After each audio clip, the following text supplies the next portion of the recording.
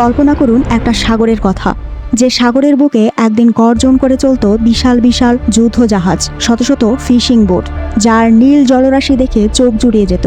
অথচ আজ সেখানে এক ফোঁটা জল নেই। দিগন্ত বিস্তৃত শুধু লবণের মরুভূমি, আর তার বুকে দাঁড়িয়ে থাকা ভুতুড়ে জাহাজের কঙ্কাল। কিন্তু গল্পটা শুধু একটা সাগরের শুকিয়ে যাওয়ার গল্প নয়, গল্পটা একটা চরম আতঙ্কের।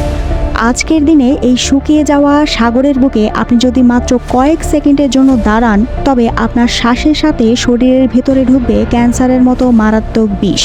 হ্যাঁ, আপনি ঠিক শুনেছেন।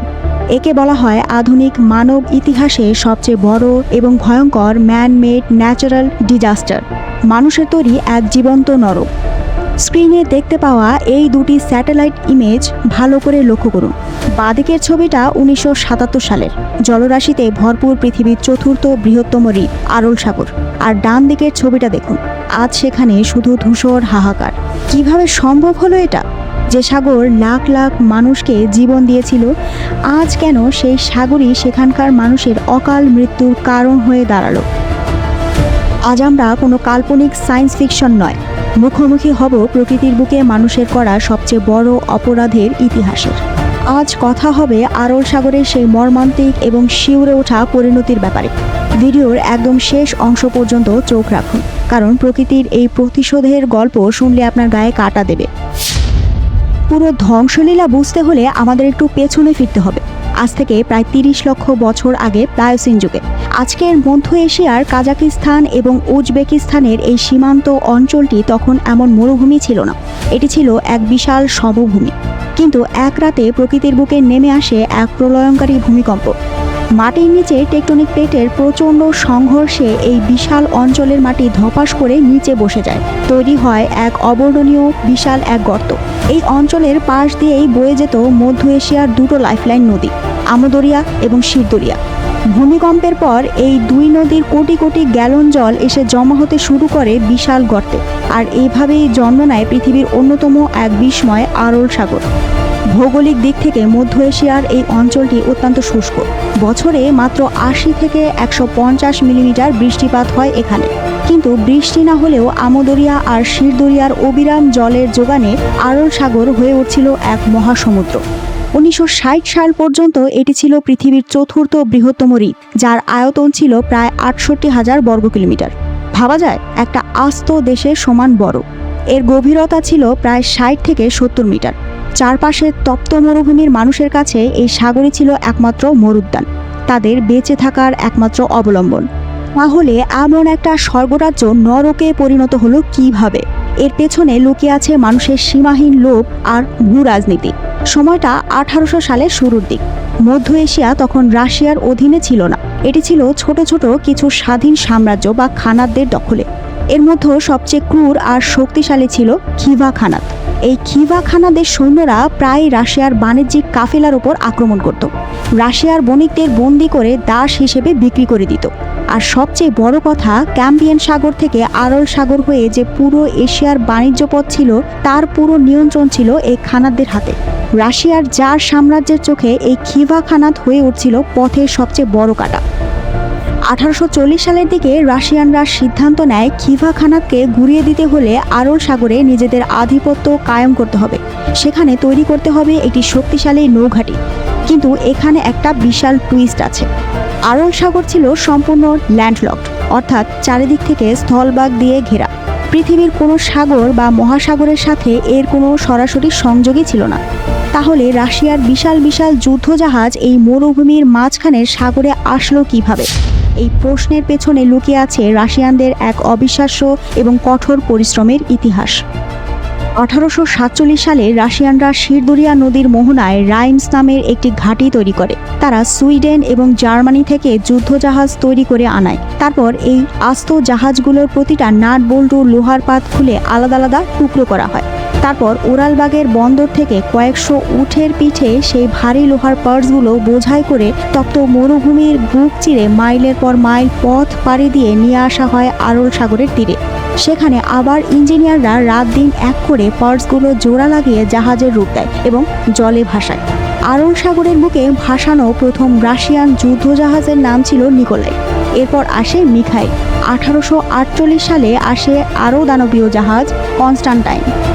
নৌযুদ্ধের পর এই অঞ্চলে রাশিয়ার পুরোপুরি আধিপত্য তৈরি হয়। পরবর্তীতে যখন সোভিয়েত ইউনিয়ন গঠিত হয় তখন আরল সাগরের বুকে গড়ে ওঠে এক বিশাল অর্থনৈতিক সাম্রাজ্য।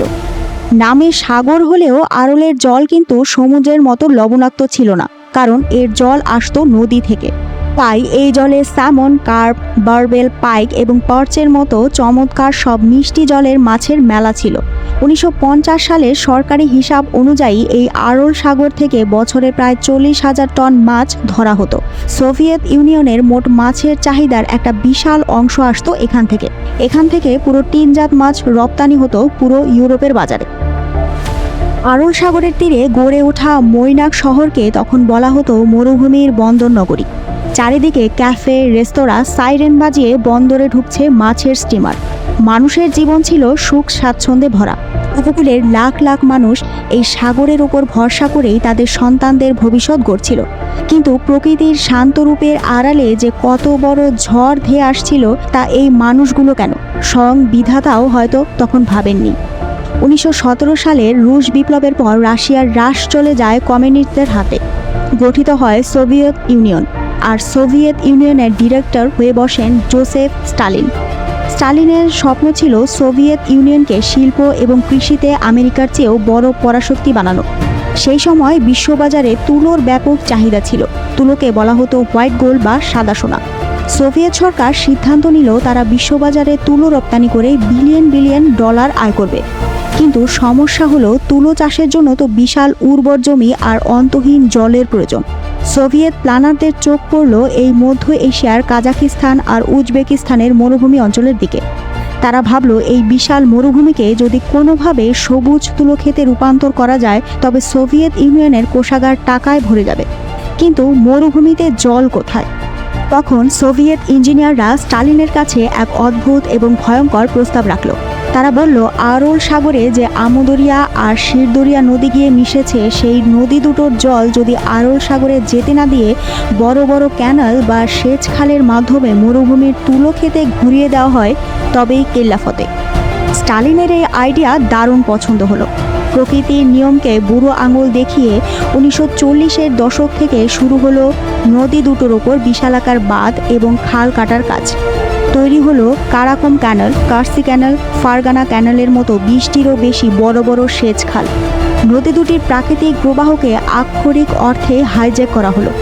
তারা হয়তো সাময়িক লাভের তাড়নায় ভুলেই গিয়েছিল এই নদী দুটোই ছিল আরল সাগরের ফুসফুস।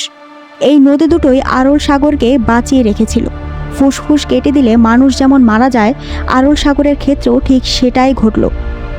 1960 সালের পর থেকে শুরু হলো প্রকৃতির ইতিহাসে সবচেয়ে ধীরগতির এবং নিষ্ঠুরতম হত্যাকাণ্ড। আরল সাগরের জলের যোগান প্রায় বন্ধ হয়ে গেল। প্রথম 10 বছরেই অর্থাৎ 1961 থেকে 1970 সালের মধ্যে আরল সাগরের জলস্তর প্রতি বছর 20 সেন্টিমিটার করে কমতে লাগলো। সোভিয়েত কর্তারা ভাবলো এটা সামান্য সমস্যা, ঠিক হয়ে যাবে, কিন্তু না। পরের দশকে জল কমার গতি বেড়ে হলো 50 থেকে 60 সেন্টিমিটার, আর 80-র দশকে এসে সেটা দাঁড়ালো প্রতি বছরে 1 মিটার, অর্থাৎ প্রতি বছর একটা আস্ত মানুষের উচ্চতার সমান জল স্রেফ উধাও হয়ে যাচ্ছিল। 1960 থেকে 1998 এই 38 বছরে আরল সাগরের জলভাগের প্রায় 60% বেশি উধাও হয়ে যায়। যে মৈনাক বন্দর একদিন জলের কলতানে মুখরিত ছিল সেই বন্দর থেকে সাগর পিছাতে পিছাতে 80 থেকে 100 কিলোমিটার দূরে চলে গেল। জাহাজগুলো যেখানে নোঙর করা ছিল জল শুকিয়ে যাওয়ার, সেগুলো মরুভূমির বালির ওপর আটকা পড়ে রইল। বিপর্যয় এখানেই শেষ নয়। জল যখন কমতে লাগলো, সাগরের বাকি থাকা জলের লবণাক্ততা হু হু করে বাড়তে শুরু করলো। আগে যেখানে প্রতি লিটার জলে মাত্র 10 গ্রাম লবণ ছিল, যা মিষ্টি জলের মাছের জন্য আদর্শ ছিল, সেখানে লবণাক্ততা বেড়ে দাঁড়ালো প্রতি লিটারে 376 গ্রাম, যা ডেড সি বা মৃত সাগরের চেয়েও ভয়ঙ্কর। এই তীব্র লবণের বিষে সাগরের সমস্ত মাছ, জলজ উদ্ভিদ ছটফট করতে করতে মারা গেল। আরল সাগরের পুরো ইকোসিস্টেম ধ্বংস হয়ে গেল। এর সাথে বন্ধ হয়ে গেল মাছের ফ্যাক্টরিগুলো। লাখ লাখ মৎস্যজীবী রাতারাতি ভিখারি হয়ে গেলেন। চারদিকে শুধু হাহাকার আর লবণের সাদা চাদর। কিন্তু কিন্তু প্রকৃতি কি মানুষের এই অত্যাচার নীরবে সহ্য করবে? না, প্রকৃতি যখন প্রতিশোধ নিতে শুরু করলো তখন তা হয়ে উঠল আরও ভয়ঙ্কর। সোভিয়েত আমল থেকে তুলো খেতে পোকা মারার জন্য এবং ফলন বাড়ানোর জন্য লাগামহীনভাবে ব্যবহার করা হলো ডিডিটি, ফসফেট, অ্যামোনিয়ার মতো মারাত্মক সব রাসায়নিক পেস্টিসাইড। এই রাসায়নিক ধুয়ে বৃষ্টির জল আর খালের জলের মাধ্যমে বছরের পর বছর জমা হয়েছিল আরল সাগরের তলার কাদায়। এখন যখন সাগর পুরোপুরি শুকিয়ে গেল তখন সেই বিষাক্ত রাসায়নিকগুলো লবণ আর বালির সাথে মিশে তৈরি করলো এক মারাত্মক পাউডার। যখনই এই অঞ্চলে ঝড় ওঠে, যাকে বলা হয় লবণ ঝড় বা নুন ঝড়, তখন সেই বিষাক্ত ধুলো বাতাসে মাইলের পর মাইল ছড়িয়ে পড়ে। এই অঞ্চলের মানুষ যখন শ্বাস নেয় তখন সেই বিষ সরাসরি তাদের ফুসফুসে ঢোকে। আজ এই অঞ্চলের ঘরে ঘরে শ্বাসকষ্ট, হাঁপানি, লিভার সিরোসিস এবং ক্যান্সারের মতো মরণ ব্যাধি। এখনকার গর্ভবতী মায়েরা জন্ম দিচ্ছেন বিকলাঙ্গ শিশু। চিকিৎসকদের মতে এই অঞ্চলের মানুষের গড় আয়ু অন্যান্য অঞ্চলের চেয়ে অনেক কমে গেছে। আরল সাগরের ধ্বংসের গল্পে যদি এই বিষাক্ত ধুলোই শেষ হতো তাহলেও হয়তো হতো, কিন্তু এর চেয়েও একটা বড় হাড়হিম করা রহস্য লুকিয়ে আছে এই সাগরের ঠিক মাঝখানে। সেখানে একটা দ্বীপ ছিল যার নাম ভজরদিনী আইল্যান্ড। রুশ ভাষায় এর অর্থ পুনর্জন্ম, কিন্তু বাস্তবে সোভিয়েত ইউনিয়ন সেখানে জন্ম দিয়েছিল মৃত্যুর। ঠান্ডা যুদ্ধের সময় সোভিয়েত ইউনিয়ন এই দ্বীপটিকে তাদের অত্যন্ত গোপন বায়োলজিক্যাল ওয়েপেন বা জৈবিক হাতিয়ার পরীক্ষার ল্যাব হিসেবে ব্যবহার করত। এখানে অ্যানথ্রাক্স, প্লেগ, স্মল পক্সের মতো পৃথিবীর সবচেয়ে মারাত্মক সব জীবাণু নিয়ে গবেষণা করা হতো এবং বানর ও অন্যান্য পশুর ওপর তা প্রয়োগ করা হতো। 1991 সালে যখন সোভিয়েত ইউনিয়ন ভেঙে যায় তখন তড়িঘড়ি করে বিজ্ঞানীরা এই ল্যাবটি পরিত্যক্ত ঘোষণা করে পালিয়ে যায়। তারা অ্যানথ্রাক্সের জীবাণুগুলো মাটির নিচে পুঁতে রেখেছিল, কিন্তু তারা ভাবেনি আরল সাগর এভাবে শুকিয়ে যাবে। আজ যখন আরল সাগর শুকিয়ে গেছে তখন এই দ্বীপটি আর দ্বীপ নেই, এটি মূল ভূখণ্ডের সাথে জুড়ে গেছে। বিজ্ঞানীরা আশঙ্কা করছেন মাটির নিচে থাকা সেই শত বছরের পুরনো অ্যানথ্রাক্সের স্পোর বা জীবাণু বাতাসে মিশে গেছে, এমনকি সেখানকার ল্যাবের সংক্রমিত ইঁদুরগুলো এখন মানুষের লোকালয়ে চলে এসেছে, যা যে কোনো সময় পৃথিবীর আরেকটি বড় মহামারী ডেকে আনতে পারে। আরল সাগর আজ সত্যি এক সাইলেন্ট কিলার। বিশাল জলভাগ কিভাবে একটি অঞ্চলের আবহাওয়াকে নিয়ন্ত্রণ করে, আরল সাগর তার সবচেয়ে বড় প্রমাণ। যখন এই 68,000 বর্গ কিলোমিটারের সাগরটি বেঁচে ছিল তখন এটি কাজাকিস্তান এবং উজবেকিস্তানের আবহাওয়াকে ভারসাম্যপূর্ণ রাখত। সাগরের জলের কারণে গ্রীষ্মকালে খুব বেশি গরম পড়তো না, আর শীতকালেও তীব্র ঠান্ডা থাকতো না। কিন্তু সাগর শুকিয়ে যাওয়ার পর এই অঞ্চলের মাইক্রোক্লাইমেট বা স্থানীয় জলবায়ু সম্পূর্ণ বদলে গেছে। আবহাওয়া হয়ে উঠেছে চরম ভাবাপন্ন। এখন গ্রীষ্মকালে তাপমাত্রা 45 ডিগ্রি সেলসিয়াস পার হয়ে যায়, আর শীতকালে হাড় কাঁপানো ঠান্ডা -25 ডিগ্রিতে নেমে আসে। বৃষ্টিপাত প্রায় শূন্যে ঠেকেছে। এর ফলে পার্শ্ববর্তী দেশগুলোর কৃষি উৎপাদন প্রায় 20 থেকে 30% কমে গেছে। মানুষের তৈরি একটা ভুল পুরো একটা অঞ্চলের ভূগোল আর ভবিষ্যৎকে ধ্বংস করে দিয়েছে। তাহলে এই গল্পের কি কোনো শেষ নেই? আরল সাগর কি চিরকালের জন্য হারিয়ে গেল? গল্পের এই অংশে এসে আমরা কিছুটা আশার আলো দেখতে পাই। মানুষ যখন বুঝতে পারলো তারা কি ভয়াবহ ভুল করেছে তখন তারা সেই ভুল সংশোধনের জন্য চেষ্টা শুরু করলো। 1987 সালে জল শুকিয়ে আরল সাগর মূলত দুটি ভাগে ভাগ হয়ে যায়, উত্তরের ছোট আরল সাগর এবং দক্ষিণের বড় আরল সাগর। 2005 সালে বিশ্বব্যাংকের আর্থিক সহায়তায় কাজাকিস্তান সরকার উত্তরের অংশে একটি ঐতিহাসিক পদক্ষেপ নেয়। তারা নির্মাণ করে কোক আরল ড্যাম। এই বাঁধের উদ্দেশ্য ছিল শিরদুরিয়া নদীর জলকে আটকে উত্তরের আরল সাগরে ধরে রাখা। আর এই বাঁধের ফলাফল দেখে বিজ্ঞানীরাও চমকে যান। মাত্র 1 বছরের মধ্যেই 2006 সালে উত্তরের আরল সাগরে জলের স্তর আশাতীতভাবে বেড়ে যায়। সাগরের লবণাক্ততা কমতে শুরু করে, আর অলৌকিক পারফরমেন্সের মতো বিলুপ্ত হয়ে যাওয়া মিষ্টি জলের মাছগুলো আবার ফিরে আসতে শুরু করে। জেলেরা আবারও জাল তোলার সুযোগ পায়। 2015 সালের এক ভারী তুষারপাতের পর দক্ষিণের অংশেও কিছুটা জল বাড়ে। আর 2025 সালের সর্বশেষ বৈজ্ঞানিক রিপোর্ট অনুযায়ী আরল সাগরের উত্তর অংশে জলের পরিমাণ প্রায় 42% বৃদ্ধি পেয়েছে। প্রকৃতির বুকে এটা একটা হিউজ সাকসেস। প্রকৃতি আমাদের দেখিয়ে দিয়েছে তাকে যদি সামান্য সুযোগও দেওয়া হয় সে নিজেকে নিজে সুস্থ করে তুলতে পারে। বন্ধুরা, আজকের এই ভিডিওটা শুধু সাধারণ জ্ঞান বাড়ানোর জন্য নয়, আরল সাগরের এই গল্প আসলে আমাদের সবার জন্য, পুরো মানব জাতির জন্য একটা চরম সতর্কবার্তা। আজ ক্ষমতার লোভে, অতিরিক্ত লোভের আশায় আমরাও কিন্তু প্রতিনিয়ত একই ভুল করে চলেছি। আমরা নির্বিচারে বনাঞ্চল ধ্বংস করছি, পাহাড় কাটছি, আর নদীর স্বাভাবিক গতিপথ রোধ করে একের পর এক কংক্রিটের বাঁধ তৈরি করছি। আমরা ভাবছি আমরা প্রকৃতিকে জয় করছি, কিন্তু আরল সাগরের ইতিহাস আমাদের শিক্ষা দেয় প্রকৃতির উপর মানুষের এই ক্ষণিকের বিজয় আসলে ভবিষ্যতের এক মহাশ্মশানের জন্ম দেয়। আরল সাগরের মানুষ যেভাবে নিজেদের ভুলের শাস্তি ভোগ করছে, আমরা যদি আজ না শুধরে যাই তবে একদিন আমাদেরও এই মাসুল দিতে হবে। ভিডিওটি ভালো লাগলে লাইক দিন আর চ্যানেলটি সাবস্ক্রাইব করতে ভুলবেন না। দেখা হচ্ছে পরের ভিডিওতে।